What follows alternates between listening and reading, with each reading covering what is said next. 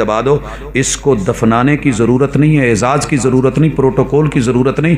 آج یہ مسجد میں یا جنازگاہ میں کون سی چیز پڑھوانے آیا؟ نماز جنازہ. ساری زندگی جن کے آ کر کے کبھی ملا نہیں، سلام لیا نہیں، علیک سلیک ہوئی نہیں، آج یہ انہی سے آیا ہے اور مولوی صاحب سے کہہ رہا ہے کہ جنازہ پڑھا دیجیے.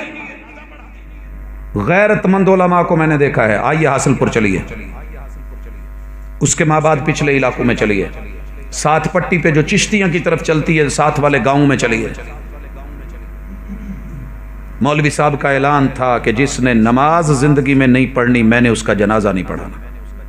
جو عام دنوں میں، خوشیوں میں، فجر میں، ظہر میں، مغرب میں، عشاء میں، جمعے میں، عید میں مجھے نظر نہیں آتا، میں اس کو جنازے میں کیسے برداشت کروں؟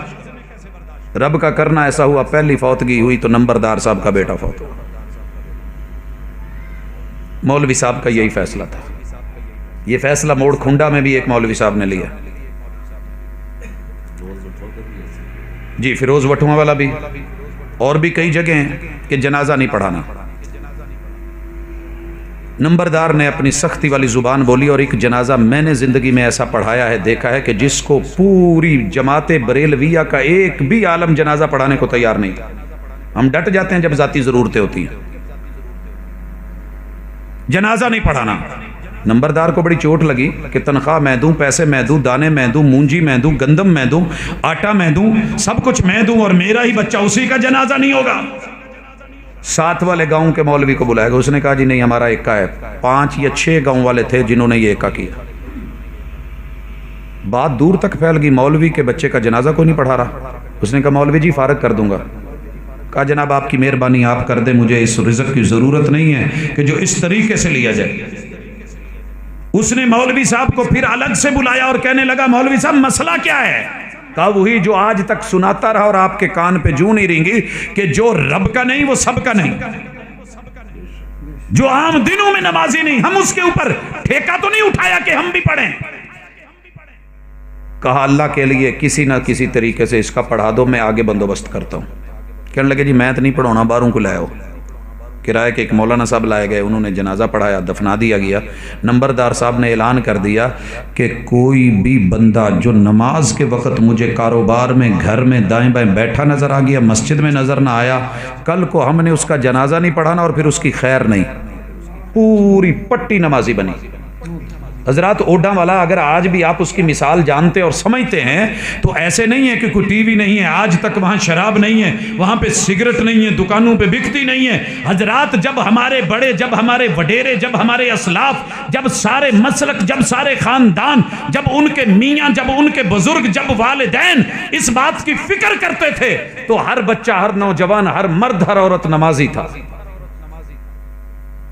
جب سے ہم نے ڈیلیں دی نا، چلو کوئی گل نہیں، بچے نے بڑے ہو کے پڑھ لیں گے، اچھا کوئی بات نہیں، ہو جائے گا، ٹھیک ہے. پھر کیا ہوا حضرات؟ پھر اس وقت سے یہ ڈھیلیں ملی ہیں اور یہ مسائل بنے ہیں. آئیے یہاں تلک میں دنیا میں روکوں، تھوڑا سا بریک لگانے لگا ہوں. فتوے آپ نے سارے سن لیے. یہ تو دنیا میں اشر ہے. اگر زندگی میں یہ آدمی بے نماز ہے، یہ اپنی بیٹی کا ولی نہیں بن سکتا. وَلَن يَجْعَلَ اللَّهُ لِلْكَافِرِينَ عَلَى الْمُؤْمِنِينَ سَبِيلًا. اس بے نماز کو کافر اللہ کے محبوب نے کہا ہے، مشرک خود اللہ نے کہا ہے، مرتد صحابہ نے کہا ہے. اور اس کو جیل بند کرنے کے لیے امام اعظم امام ابو حنیفہ رحمہ اللہ، جن کو دنیا یہ لقب دیتی ہے، انہوں نے بولا ہے.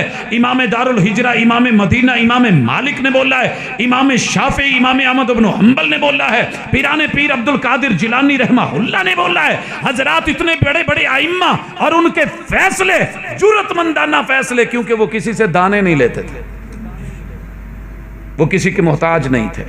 اپنی کتابوں میں لکھ گئے، بیان کر گئے. کہا کہ اگر یہ نماز نہیں پڑھتا، اس کی بیٹیاں جوان ہیں، یہ ولی بن کر کے ان کا رشتہ نہیں کر سکتا، یہ اپنی بیوی کا شوہر نہیں رہ سکتا، یہ اس سے اولاد نہیں لے سکتا، اولاد حرامی ہوگی. بس نکی نکی گل تو اپنے بچے نو کہی دا جاوے رام دیا. باپ کہہ رہا ہوتا ہے، ماں کہہ رہی ہوتی ہے. کبھی رب کے کہنے پہ بھی مانے. اچھا چھوٹی سی بات ہوتی ہے نا، مولوی صاحب فتویٰ دے دیتے ہیں کہ نکاح ٹوٹ گیا. جس پہ نکاح ٹوٹ رہے ہیں وہ یہ ہے جو نماز نہیں پڑھتا. جب دین بدل جائے تو نکاح نہیں رہتے.